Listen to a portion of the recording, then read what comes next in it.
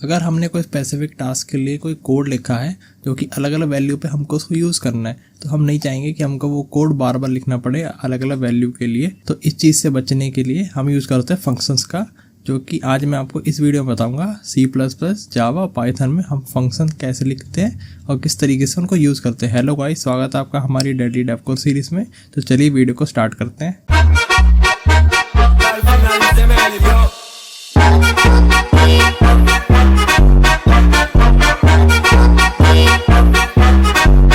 चलिए फिर समझते हैं कि फंक्शन क्या होता है। लेकिन उससे पहले कि जो लोग हमारी वीडियो को पहली बार देख रहे हैं या पहली बार ये इस वीडियो पर आए हैं, तो मैं आपको बताऊं, हमारी एक डेली डेव कोर्स सीरीज़ चल रही है जिसपे मैं आपको C++, जावा और पाइथन सिखा रहा हूँ। और ये हमारी कुछ 12th वीडियो है फंक्शन पे। तो इससे पहले भी मैंने वीडियो बनाई है। तो अगर आप प्रोग्रामिंग सीखना चाहते हैं और C++, जावा, पाइथन इनमें से कोई सी भी सीखना चाहते हैं, तो आप हमारे चैनल को सब्सक्राइब कर सकते हैं और हमारी प्ले लिस्ट है उसको भी आप चेक कर सकते हैं। तो फिर टॉपिक पर वापस आते हैं। तो देखिए, फंक्शन को समझाता हूँ मैं आपको। पहले एक फ़ोटो दिखाता हूँ, फिर उसको समझाता हूँ। यहाँ में देखिए, फंक्शन जो होते हैं हमारे दो टाइप्स के होते हैं। एक होते हैं विद आर्गूमेंट और एक होते हैं विदाउट आर्गूमेंट। विद आर्गूमेंट मतलब कुछ वैल्यू को ले रहे होंगे, कुछ वैल्यू हम उन फंक्शंस को दे रहे होंगे और बदले में या तो वो वैल्यू हमको रिटर्न करेगा या नहीं करेगा, ऐसा होता है। या तो वो कोई आर्गूमेंट नहीं ले रहा होगा, फिर भी वो या तो कुछ रिटर्न करेगा या नहीं करेगा। तो ये दो चीज़ तो होती है, या तो आर्गूमेंट लेगा या नहीं लेगा, और लेगा भी तो कुछ रिटर्न कर रहा होगा या नहीं कर रहा होगा। तो ये कैसे पता चलता है? ये तो हम जब अपना यूजर डिफाइंड फंक्शन बनाते हैं उस पर डिपेंड करता है। लेकिन कुछ फंक्शन होते हैं जो हमको प्रोग्रामिंग लैंग्वेज प्रोवाइड कराती है। तो देखिए, फंक्शंस भी दो टाइप्स होते हैं। एक होता है बिल्ट इन फंक्शन और एक होता है user defined. User defined function जो होते हैं उनमें हम अपनी तरफ से ये सब काम कर सकते हैं कि आर्गूमेंट ले ना ले, रिटर्न करे, कुछ वैल्यू नहीं करे। लेकिन जो बिल्ट इन फंक्शन होता है उनमें से कुछ आर्गूमेंट ले रहे होते हैं और कुछ नहीं ले रहे होते, और आर्गूमेंट लेते हैं तो कुछ रिटर्न कर रहे होते हैं या नहीं कर रहे होते हैं, ऐसा भी होता है। तो बिल्ट इन फंक्शन वो होता है जब हमको प्रोग्रामिंग लैंग्वेज दे रही होती है। जैसे स्ट्रिंग जब हम यूज़ कर रहे होते हैं उसके लिए कुछ फंक्शंस होते हैं। एरे होता है एक हमारा, उसके अंदर भी हमको कोई फंक्शन मिलता है। यहाँ तक कि जो हम प्रिंट कर रहे हैं स्टेटमेंट, वो भी एक फंक्शन ही है। प्रिंट करने के लिए भी हमारा फंक्शन ही यूज़ हो रहा है, जिसकी हेल्प से हम अपने कंसोल पे कुछ भी चीज़ लिख कर प्रिंट करवा पा रहे हैं। तो ये सब फंक्शन की मदद से हो रहा होता है। आशा करता हूँ आपको इतना समझ आपको आया होगा। तो अब हम इसको कोड करके देखते हैं और अच्छे से आपको समझ में आएगा कि इन बातों का क्या मतलब है। तो मैंने VS कोड यहाँ खोल रखा है, तो यहाँ पर कोड लिखता हूँ मैं फटाफट C++ का। ये इसको चेंज कर देता हूँ, IO स्ट्रीम होगा यहाँ पे और नीचे यूजिंग नेम स्पेस आएगा। तो अब देखिए, ये जो हमारा एंट्री पॉइंट जो होता है यहाँ पे, ये भी एक फंक्शन ही है देखिए। लेकिन ये फंक्शन हमारा रिटर्न कर रहा है वैल्यू, मगर कुछ पैरामीटर या बोलूँ मैं आर्गूमेंट नहीं ले रहा। यहाँ पे देखिए ब्रैकेट के अंदर हमारे आर्गूमेंट आते हैं। तो ये हमारा कैसा फंक्शन है? ये है विदाउट आर्गूमेंट, क्योंकि आर्गूमेंट नहीं ले रहा, मगर विथ रिटर्न स्टेटमेंट वाला, क्योंकि ये रिटर्न कर रहा है देखिए यहाँ पे। और रिटर्न क्या कर रहा है? 0। क्यों रिटर्न कर रहा है? क्योंकि यहाँ पे इंट मेंशन कर रखा है, यानी एक इंटीजर ये रिटर्न करेगा। और क्यों कर रहा है? क्योंकि ये बता रहा है कि एग्जीक्यूशन जब प्रोग्राम का सक्सेसफुली हो रहा है तो रिटर्न 0 किया जाएगा, अगर नहीं होगा तो कुछ और वैल्यू रिटर्न होगी। तो ये तो हमारा कंपलसरी फंक्शन है जो हमको बनाना पड़ता है C++ में। लेकिन यूजर डिफाइंड फंक्शन हम कैसे बनाते हैं वो मैं आपको दिखाता हूँ। अब देखते हैं हम ये चीज़ हम कैसे कर सकते हैं। यूजर डिफाइंड फंक्शन हम कैसे बनाते हैं। उसके लिए हमको क्या करना है कि पहले मैं आपको बताता हूँ कि ऐसा फंक्शन है जो कुछ आर्गूमेंट नहीं लेगा, तो वो कैसे लिखते हैं। देखिए यहाँ पर मैं कमेंट भी डाल देता हूँ, थोड़ा आपको दिखे अच्छे से। विदाउट आर्गूमेंट, बिना argument and without return type. तो वो कैसे लिखेंगे? जैसे कि वॉइड ग्रीट, एक ग्रीट नाम से मैंने फंक्शन बनाया जो कि कुछ वैल्यू नहीं ले रहा है। यहाँ पे देखिए इस ब्रैकेट के अंदर हमको मेंशन करना होता है कि वो क्या वैल्यू लेगा। फिर उसके बाद हम लिखेंगे cout गुड मॉर्निंग, कि वो ग्रीट कर रहा है एक तरीके से। ये फंक्शन हमारा, हम जब भी इसको रन करेंगे ये हमको ये मैसेज प्रिंट करा के देगा। अब इसको रन कैसे करना है इस कोड को, मतलब ये वाला फंक्शन चलेगा कैसे। अब देखिए यहाँ पे हमको उसका नाम देना है, सिर्फ ऐसे हमको उसका नाम दे देना है और वो कोड चल जाएगा। अब देखिए मैं आपको दिखाता हूँ इसको रन करके, तो हमको क्या मिलेगा। यहाँ से मैंने इसको रन किया तो देखिए गुड मॉर्निंग इसने प्रिंट करा दिया। तो ये हमारा ऐसा फंक्शन है जो कुछ वैल्यू नहीं ले रहा, सिर्फ एक चीज़ प्रिंट करा रहा है। मैं आपको बताऊँ रिटर्न नहीं कर रहा। अब आप लोग कहीं सोच रहे होंगे यहाँ पे प्रिंट करा रहा है तो यही तो रिटर्न कर रहा है। ये रिटर्न नहीं करना बोलेंगे इसको, ये बोलेंगे अपने अंदर का कोड सिर्फ एग्जीक्यूट कर रहा है, ये रिटर्न ये नहीं कर रहा है। तो अब मैं आपको बताता हूँ कि बिना आर्गूमेंट के वो रिटर्न कैसे करेगा। देखिए तो अब वो कुछ रिटर्न कर रहा है तो हमको स्पेसिफाई करना पड़ेगा किस तरह का डेटा टाइप वो रिटर्न करे। तो मैं इंट ही लिखता हूँ कि वो इंट रिटर्न करे, और मैं यहाँ पे ऐड नाम से बना रहा हूँ। अभी ये कुछ वैल्यू तो नहीं ले रहा होगा, तो मैं यहाँ पे इसके अंदर वैल्यू हमको यूज़ करनी पड़ेगी। तो उसके लिए हमको वेरिएबल डिक्लेयर करने पड़ेंगे। तो हम फंक्शन के अंदर वेरिएबल डिक्लेयर कर सकते हैं, जो हम भी जो फंक्शन बना रहे हैं, क्योंकि यहाँ भी जो मेन के अंदर फंक्शन है उसमें भी तो हम डिक्लेयर करते हैं। तो ऐसे ही हमको बिल्ट इन के अंदर भी हम कर सकते हैं। तो वेरिएबल हम यहाँ बना रहे हैं उसको सिर्फ हम यहीं यूज़ कर सकते हैं, फंक्शन के बाहर यूज़ नहीं कर सकते हैं। ये भी आपको बता दूँ, इसके अंदर जो वेरिएबल बनेंगे वो इसके अंदर ही यूज़ कर सकते हैं। अब इसकी मैं वैल्यू यहीं देता हूँ, जैसे कि 10, b = 20। अब इसको हम सी आउट करते हैं, या फिर रिटर्न करना, सॉरी रिटर्न करके a + b। ठीक है, अब देखिए ये एक ऐसा फंक्शन है जो कुछ वैल्यू नहीं ले रहा मगर कुछ रिटर्न कर रहा है, without argument and with return type. तो अब ये कैसे इसको यूज़ करना है, हमको क्या करना है, यहाँ पे एक वेरिएबल हमको डिक्लेयर करना पड़ेगा। देखिए जैसे मैं करता हूँ इंट, अब यहाँ पर इंटीजर दे रहा है, तो रिटर्न मतलब ये है कि ये रिटर्न करेगा वैल्यू जो होगी इंटीजर ही होगी। तो मेरे को यहाँ पे वैल्यू वापस आने वाली है, तो मेरे को यहाँ पे एक इंटीजर ही बनाना पड़ेगा, और यहाँ पे मैं इसको सम नाम दे दे रहा हूँ। अब देखिए इस इक्वल्स टू दे के हमको उस फंक्शन का नाम लिखना और ऐसे हमको छोड़ देना है। अब यहाँ पे सेमीकोलन लगा दूँ। अब देखिए इसको मैं समझाता हूँ, कुछ लोगों को यही चीज़ कई बार रिटर्न समझ नहीं आती हो क्या रहा है। देखिए यहाँ से एक फंक्शन कॉल हुई, इसको कॉल कहते हैं हम, ये जो नाम लिखते हैं कहते हैं फंक्शन कॉल। तो फंक्शन कॉल हुआ, ऐड फंक्शन अपना रन हुआ, यहाँ पे वैल्यू देखी, यहाँ पे वैल्यू असाइन हुई ए को बी को, फिर रिटर्न किया उसने जोड़ के a + b। अब यहाँ पे जब उसने रिटर्न करा तो वो ये वैल्यू वहाँ भेज देगा जहाँ से कॉल हुई, मतलब जहाँ से फ़ोन आया वहीं उसको वैल्यू वापस दे दी उसने।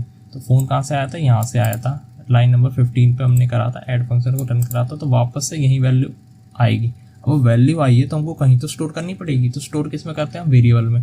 तो हमने एक वेरिएबल बना रखा था ऐसे, जिस तरीके से हम असाइन करते हैं वैल्यू उस तरीके से यहाँ पे हमको इक्वल्स टू के बाद फंक्शन का नाम दे देना है। अगर वो कुछ रिटर्न कर रहा है तो फिर अब वो जो वैल्यू आएगी वो सम के अंदर आ जाएगा, फिर हमको उसको प्रिंट करा देना। तो मैं सी आउट करके इसको प्रिंट करा दूंगा। देखिए अब इसको रन करके देखते हैं तो हमको 30 मिलेगा। देखिए सम आ गया 30। तो इस तरीके से without argument but with return type function इस तरीके से होता है। अब इस चीज़ को हम देखते हैं कि आर्गूमेंट ले मगर रिटर्न टाइप ना हो, क्योंकि ये वाला मैं बताता हूँ, ये वाला अभी मैंने आपको ये दोनों बता दिए, with return type without return type. अब ये बताता हूँ with argument with return type without return type. तो ये कैसे करेंगे, with argument with return type. अब रिटर्न क्या करवाऊँ मैं, कुछ भी मैं इंट ही रिटर्न कराता हूँ ऐड। अब की बार हमारा फंक्शन वैल्यू ले रहा हुआ, तो वैल्यू अब देख लेगा। तो देखिए यहाँ पे जो आर्गूमेंट होते हैं ये चीज़, ये जहाँ पे हमको आर्गूमेंट देने, पहले बॉडी बना लेता हूँ उसकी, अब बताता हूँ। देखिए यहाँ पे आर्गूमेंट जो देंगे मतलब वैल्यू ही लेगा अब जो, क्योंकि हम अब वैल्यू फंक्शन को दे रहे हैं तो हमको वो भी डिफाइन करना है कि उसका भी डेटा टाइप क्या होगा। C++ में हमको डेटा टाइप देना पड़ेगा, और जावा के अंदर भी, सिर्फ पाइथन में नहीं देना होता है। तो यहाँ पे हम इंटीजर ही दे रहे हैं, तो मैं बोला इंट a ले रहा है और इंट b ले रहा है। ये जैसे हम असाइन करते हैं ऐसे, तो सिंपल हमने यहाँ पे दे दिया कि 2 वेरिएबल लेगा। इस तरीके से नहीं कर सकते, जैसे हम यूँ कर देते तो कॉमा करके, इस तरीके से नहीं कर सकते, ये गलत होगा।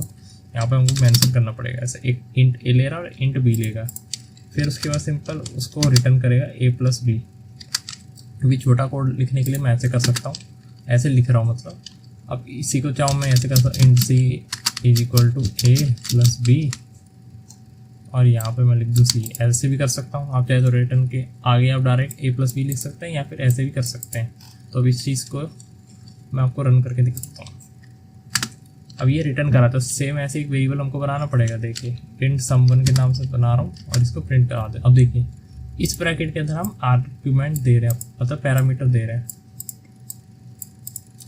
अब कई लोग इसको भी आर्गुमेंट बोल देते हैं, कई इसको भी बोल देते हैं, लेकिन मैं तो इसको वैसे आर्गुमेंट बोल रहा था, लेकिन इसको पैरामीटर बोलना ज़्यादा सही है, क्योंकि ये पैरामीटर 2 ले रहा है और यहाँ से हम इसको आर्गुमेंट पास कर रहे हैं। ये आर्गुमेंट जा रहे हैं यहाँ पे इंट a और इंट b पे, और फिर वो हम उसको ऐड करा रहे हैं यहाँ पे, और फिर एक वेरिएबल स्टोर करा के उसको रिटर्न करा रहे हैं। और जहाँ से उसको कॉल की गई है 23 नंबर लाइन पे हमने ऐड को रन करा है, तो यहाँ पे वैल्यू वापस आएगी।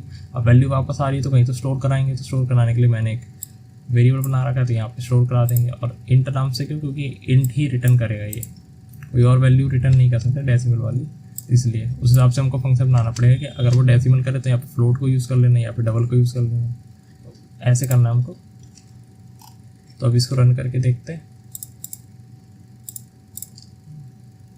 देखिए सम आ गया हमारा 30, ठीक है। तो ये हो गया हमारा आर्गुमेंट ले रहा है, ये हमारा पैरामीटर वाला फंक्शन है जो कि कुछ रिटर्न कर रहा है। अब बात करें कुछ ऐसा कि पैरामीटर ले मगर कुछ रिटर्न ना करे, तो वो कैसे हो सकता है? तो उसको हमको वॉइड से बनाना पड़ेगा। वॉइड हम जा रहे हैं यहाँ पे, अब की बार मैं आपको मल्टीप्लाई वाला कर देता हूँ। प्रोडक्ट इंट ए कॉमा इंट बी लेते हैं। देखिए इंट ए इंट बी मैं कितनी बार भी ऐसे बना सकता हूँ इसके अंदर, क्योंकि अलग ही है ये इस फंक्शन का, ये अपने हो गए पैरामीटर, ये अपने होंगे, तो ऐसा कुछ इंटरफेयर नहीं होगा। इस तरीके से आप यूज़ कर सकते हैं।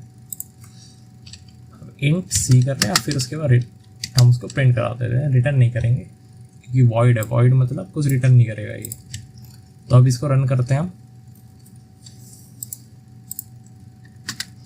यहाँ पे अभी रिटर्न नहीं करेगा, तो देखिए हम कुछ वेरिएबल भी ऐसे असाइन नहीं करेंगे, सिंपल हम उसका नाम दे देंगे प्रोडक्ट, और वैल्यू बता देंगे कि उसको 10 और 20 लेनी है वैल्यू। तो इस तरीके से हम इसको यूज़ कर सकते हैं।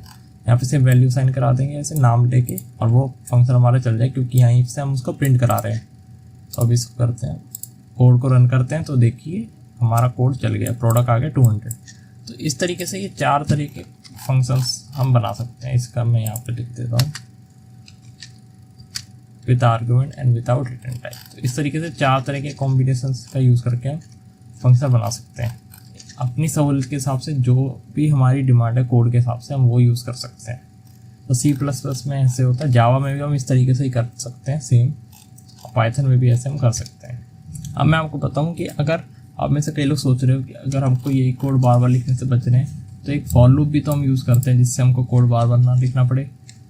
तो देखिए फंक्शन को हम फॉर लूप के अंदर भी यूज़ करके हम इसको, मान लीजिए एग्जांपल देता हूँ कि अगर मान लो हमको कोड हमको प्लस का ही करना है, हमको अब उसमें 10 बार हमने लाइन लिख दी, तो अब कोई लोग बोलेंगे फॉर लूप भी तो यूज़ कर सकते हैं। फॉर लूप में हम अपनी तरफ से वैल्यू नहीं दे सकते ना ऐसे, तो हम ये कर सकते हैं उसकी जगह कि फॉर लूप के अंदर ही हम उस फंक्शन को रन कर सकते हैं 10 बार, 20 और 50 बार, ऐसे भी तो हो सकता है। तो देखिए मैं आपको एक बार दिखाता हूँ, ग्रीट वाले फंक्शन को चलाते हैं, क्योंकि अगर आप देखिए आप अगर ऐसे भी करते हैं बार बार इस चीज़ को लिख रहे हैं तब भी तो ये गलती है। अगर आपको एक ही चीज़ बार बार चलानी है, मान लीजिए वो कोई वैल्यू ही नहीं ले रहा, वो एक मैसेज ही प्रिंट कर रहा है, तब भी तो ये चीज़ वो है कि आपकी फालतू में लाइन बढ़ा रही है। तो इस चीज़ से बचने के लिए आप वाइल का यूज़ करता हूँ। वाइल के अंदर मैं इसको मान लीजिए 10 बार रन करना चाहता हूँ, यहाँ पे आई को एक बार डिक्लेयर करना पड़ेगा मेरे को, इनिशियलाइज करना पड़ेगा 0। अब इसके यहाँ पे हम मस्त अपना फंक्शन जो है वो लिख लेते हैं। देखिए ऐसे हम इस फंक्शन को लिख लेंगे। अब देखिए अब यही हमारा कोड है, यहाँ पे ग्रीट। अब देखिए अब ग्रीट हमारा 10 बार चल जाएगा आराम से, और कम लाइन में हमको उसको 10 बार नहीं लिखना पड़ा, लूप का हमने हेल्प ले ली। ओके ये कुछ एरर, अच्छा यहाँ पे ये। अब रन करते हैं इसको, देखिए 10 बार हमारा कोड चला है आराम से। लूप की हेल्प से हम ऐसे लूप के अंदर भी अपना फंक्शन कॉल कर सकते हैं, ताकि कोई कोड हमारा चाह रहे हैं वो इतनी बार चले, तो इसकी हेल्प से हम अपनी कोड ऑफ लाइन कम कर सकते हैं। तो ये कहीं ना कहीं कोड की रीयूजेबिलिटी बढ़ाता है कि जो हमारा लिखा हुआ कोड है हमको उसको बार बार नहीं लिखना पड़ रहा, हम एक बार उस कोड को लिख दे रहे हैं और उस फंक्शन को कॉल कर करके हम उसको यूज़ कर सकते हैं। ये आपको तब करना है कि आपको लगे कि ये कोड मेरे को बार बार लिखना पड़ रहा है, तो इसका मैं फंक्शन बना देता हूँ। तो इस तरीके से आप इसको कर सकते हैं। तो अब ये चीज़ मैं आपको दिखाता हूँ कि हम जावा में कैसे कर सकते हैं। तो चलिए अब इसको जावा में देख लेते हैं। अब देखिए मैंने अपना यहाँ पे इंटेलिजेंट आईडी ओपन कर लिया है। तो इसके अंदर भी देखिए जो हमारा पब्लिक स्टैटिक वॉइड मेन है, ये भी तो एक फंक्शन ही है, क्योंकि यहाँ पे ये वॉइड आ रहा है, देखिए जैसे इसमें वॉइड था और ये मेन लिखा हुआ, तो ये भी फंक्शन ही है जो कि एंट्री पॉइंट बता रहे हैं यहाँ से। तो हम मेन नाम से तो बना नहीं सकते। और इसके अंदर ये जो पब्लिक आ रहा है ये एक एक्सेस मॉडिफायर है जो कि ऑब्जेक्ट ओरिएंटेड के लिए है, और ये स्टैटिक मतलब है कि इसको बिना ऑब्जेक्ट के यूज़ किया जाएगा। तो इसका मतलब आपको अभी इतना समझने की ज़रूरत नहीं है, या आपको इतना चिंता करने की ज़रूरत नहीं कि मैं ऑब्जेक्ट क्या बता रहा हूँ, क्योंकि मैं आपको बताऊँगा आगे जब वीडियो बनाऊँगा इस पर। तो अभी ये समझिए कि ये भी एक फंक्शन है, इसके अंदर ये जो क्लास है इसके अंदर जो ये बना रखा है ये फंक्शन ही है।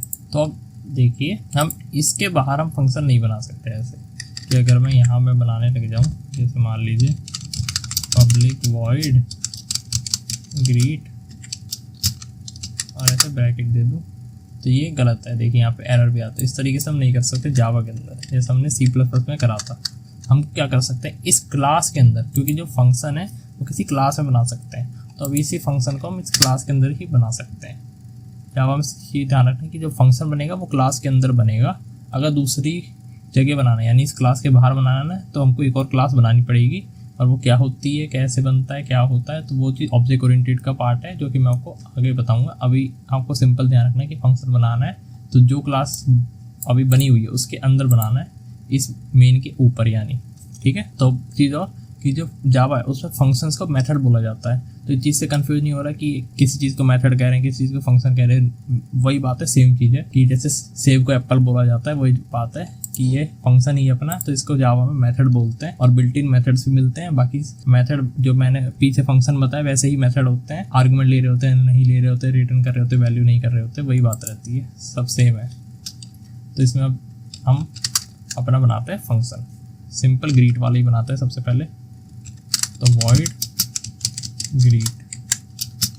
ग्रीट कर रहा है, तो हम क्या ग्रीट करवा रहे हैं, मैं ग्रीट कर रहा हूँ हेलो वर्ल्ड, ठीक है फ्रेंड्स। अब यहाँ पे हम इस ऐसे लिख रहे हैं, वॉइड मतलब कुछ रिटर्न नहीं कर रहा और एक उसका नाम फंक्शन का। अब यहाँ पे हम लोग पब्लिक भी लिखते हैं, लेकिन वो डिफ़ॉल्ट है, अगर हम ना लिखें तब भी चलेगा, कोई वो नहीं है, आपको इतना लिखने की ज़रूरत नहीं है। लेकिन जब हम ऑब्जेक्ट ओरिएंटेड भी समझ जाएंगे तो हम आपको तब हम लिख सकते हैं पब्लिक भी, ठीक है। तो अब इसको रन कैसे करना है, हमको सिंपल जैसे था नाम का यूज़ करना है, उसको नाम लेके पुकारेंगे, तो नाम लिख देंगे ग्रीट। अब ये कुछ रिटर्न नहीं करा तो कुछ वेरिएबल भी हम डिक्लेयर नहीं करेंगे, तो ग्रीट लिखा, यहाँ पे सेमीकोलन दिया। और रुकी, यहाँ पे एरर आई वो देख लूँ मैं, स्टैटिक, अच्छा रुकी। तो यहाँ पे हम ये फंक्शन यूज़ कर रहे हैं, तो देखिए इसको ऑब्जेक्ट बनाना पड़ जाएगा हमको। अब फिर वही ऑब्जेक्ट ओरिएंटेड वाली कहानी आ गई है। तो अभी इसको हमको ऑब्जेक्ट ना बनाना पड़े, क्योंकि काम फिर थोड़ा बढ़ जाएगा और आप कन्फ्यूजन में आ जाएंगे, तो हम यहाँ पे स्टैटिक भी लगा देंगे, क्योंकि ये वॉइड से पहले आएगा, ये आएगा स्टैटिक ऐसे। अब ठीक है, अब इसको यूज़ कर सकते हैं हम ऐसे। स्टैटिक मतलब इसका ऑब्जेक्ट बनाए बगैर ही हम यूज़ कर रहे हैं, सिंपल। अब ये आता है कि इस तरीके से लिखा है मैंने, स्टैटिक वॉइड फिर नाम फंक्शन का। अब इसको रन करेंगे हम,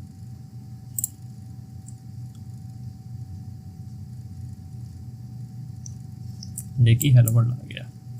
तो इस तरीके से हम एक ऐड का भी बना लेता हूँ, जैसे कि हम देते हैं स्टैटिक वॉइड की जगह आपके इंट, क्योंकि रिटर्न करना चाह रहा है आपकी बारी है। और यहाँ पे मैं लिखता हूँ रिटर्न ही करेगा, सब्ट्रैक्शन करेगा, और आर्गुमेंट अब भी नहीं ले रहा है, देखिए मतलब पैरामीटर, यहाँ पे पैरामीटर अब भी नहीं है। a is equal to 10,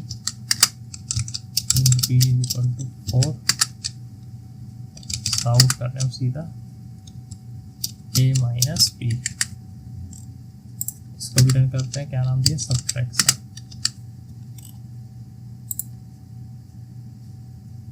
ये सेमीकोलन भूल गया हूँ कहीं तो, अच्छा रिटर्न मिसिंग है, सॉरी रिटर्न। अच्छा यहाँ पे मैंने प्रिंट ही कर दिया उसको डाल, जबकि यहाँ पे रिटर्न करना है। रिटर्न क्या करना है, a माइनस b। हाँ अब रिटर्न हो रहा है, तो यहाँ पे वेरिएबल हमको देना पड़ेगा, नम नाम से मैं वेरिएबल बना देता हूँ। देखिए अब ठीक है, अब इसको यहाँ से हमको प्रिंट करना पड़ेगा। अब रन करते हैं, तो देखिए 6 आ गया हमारा। तो इस तरीके से हम वैसे ही जैसे हमने मेथड्स और या फंक्शन बनाए थे C++ में, वैसे ही हम यहाँ पे बना सकते हैं। सिंपल एक चीज़ ध्यान रखेंगे कि जो क्लास आपकी बनी उसके अंदर बनाना है, मेन के ऊपर बनाना है, और स्टैटिक का यूज़ करना है। और फिर उसके बाद अपना रिटर्न टाइप वॉइड इंट होना चाहिए, या फिर फ्लोट हो सकता है, डबल हो सकता है, बूलियन हो सकता है, अपने हिसाब से आप देख सकते हैं, ट्राई कर सकते हैं। क्योंकि जिस तरीके के डेटा टाइप प्रेजेंट होता है उस तरीके का ही मेथड या फंक्शन अपनी वैल्यू रिटर्न करता है। तो इस तरीके से ये तरीका है हमारा इसको बनाने का। क्योंकि अगर स्टैटिक नहीं बनाएंगे तो हमको ऑब्जेक्ट बना के फिर उसको यूज़ करना पड़ेगा। वो भी एक बार दिखा देता हूँ कि किस तरीके से होता है, आगे आपको मैं समझा दूंगा जब वीडियो बनाऊंगा ऑब्जेक्ट ओरिएंटेड पे कि ऑब्जेक्ट क्या होता है।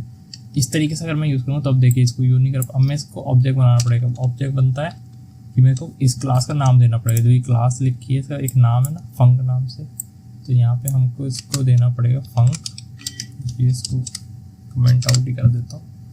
हाँ देखिए यहाँ पे फंक लिखूँगा, फिर इसका ऑब्जेक्ट बनाऊँगा मैं OPJ लिख दूँगा, कुछ भी नाम दे सकते हैं, इक्वल्स टू देखिए न्यू फंक, इस तरीके से ना। अब इसके बाद ये ऑब्जेक्ट बनाया हमने यहाँ पे जो नाम दिया है इसको ही हम यूज़ करेंगे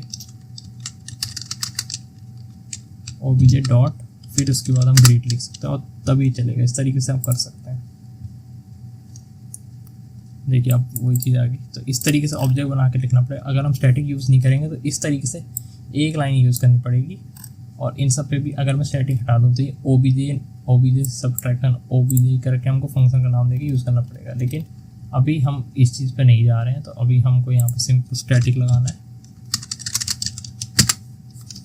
स्टैटिक, और यहाँ से ऑब्जेक्ट को हटा देंगे ये जो हमने बनाया है। सिंपल हम अपना ऐसे यूज़ करेंगे जैसे हम C++ में कर रहे थे। तो आशा करता हूँ आपको समझ आ गया होगा। अब मैं इसमें चाहूँगा कि आप बाकी जो है पैरामीटर के साथ या विदाउट पैरामीटर उससे यूज़ कीजिए कि वो रिटर्न करे रिटर्न नहीं करे। जिस तरीके मैंने यहाँ पे आपको बताया था, इस तरीके के इन्हीं चीज़ों को आप जावा में ट्राई कीजिए ताकि आपकी प्रैक्टिस भी हो और आप समझ भी पाएँ किस तरीके से ये जो फंक्शन है काम करते हैं। तो इस तरीके से आप यूज़ कर सकते हैं। तो अब इस चीज़ को हम देखते हैं कि पाइथन में कैसे करते हैं। चलिए पाइथन में भी समझ लेते हैं इस चीज़ को कैसे करते हैं। पाइथन में भी आसान है, इसमें तो कोई मेन ऐसा कुछ एंट्री पॉइंट नहीं होता, सिंपल अपना लिखते जाओ तो वैसे ही है। तो देखिए जब पाइथन में फंक्शन बनाना होता है उसके लिए हमको कीवर्ड क्या यूज़ करना होता है, डेफ कीवर्ड लिखते हैं, फिर उसके बाद अपना फंक्शन का नाम देते हैं। तो मैं यहाँ पे ग्रीट देता हूँ, फिर उसके बाद अपने ब्रैकेट लगाते हैं और ब्रैकेट के बाद अपने कॉलन, और फिर उसके अंदर हम अपना कोड लिख सकते हैं। जैसे यहाँ पे मैं प्रिंट कराना चाहता हूँ हेलो वर्ल्ड, फिर उसके बाद इसके नीचे आना हमको और इंडेंटेशन जो है उसको बैकस्पेस करके हटा देना है, क्योंकि अगर इंडेंटेशन रहेंगी तो यानी कि हम इस फंक्शन के अंदर का कोड है ये, इसके बाहर आना है। और इसके बाद सिंपल उसका नाम लिख देना है ऐसे, और ये हमारा कोड रन हो जाएगा। कॉलन नहीं लगाना है, जो सेमी कॉलन लिखा है वो नहीं आता है पाइथन में।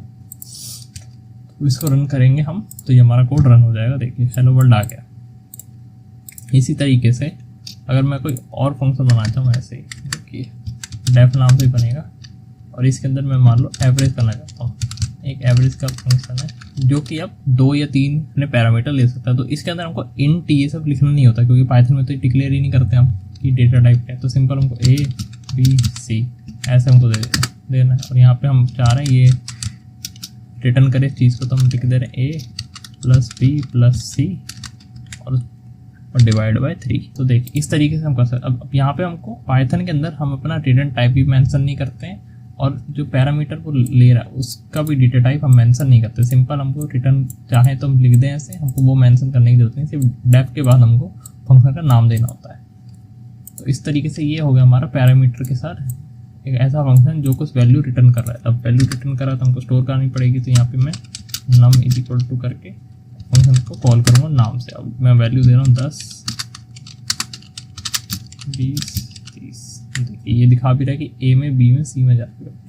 अब इसको हम रन करेंगे तो हमको एवरेज मिलेगा इसका। अच्छा फिर प्रिंट करना, इसको प्रिंट भी कर लेता हूँ।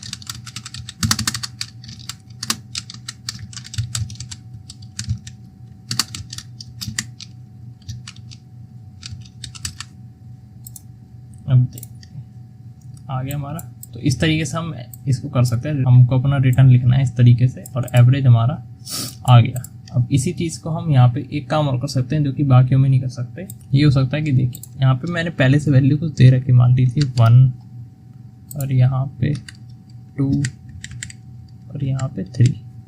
अब मैं चाह रहा हूँ कि अगर मैं यहाँ पे अगर हम वैल्यू नहीं देंगे तो जो पहले से वैल्यू है प्रेजेंट यहाँ पे फंक्शन में वही यूज़ हो जाएगी। तो इस तरीके से भी हम पाइथन में कर सकते हैं। मैं इसको रन करूँ तो देखिए यहाँ पे 2 आया क्योंकि वैल्यू, और अगर हम वैल्यू दे दें कि अब हम वो वैल्यू यूज़ नहीं करना चाह रहे, अब हम अपनी वैल्यू दी हुई यूज़ करना चाहते हैं, तो अब जो ये वाली अब की बार ये यूज़ होगी, ये यूज़ नहीं होगी, तो रिप्लेस हो जाती है। इस तरीके से पाइथन में भी हम कर सकते हैं, जो कि बाकी में नहीं कर सकते। पाइथन में होता है ये चीज़। तो आशा करता हूँ आपको समझ आया होगा। जो मैंने आपको पीछे बताया वही आप यूज़ करके देख सकते हैं।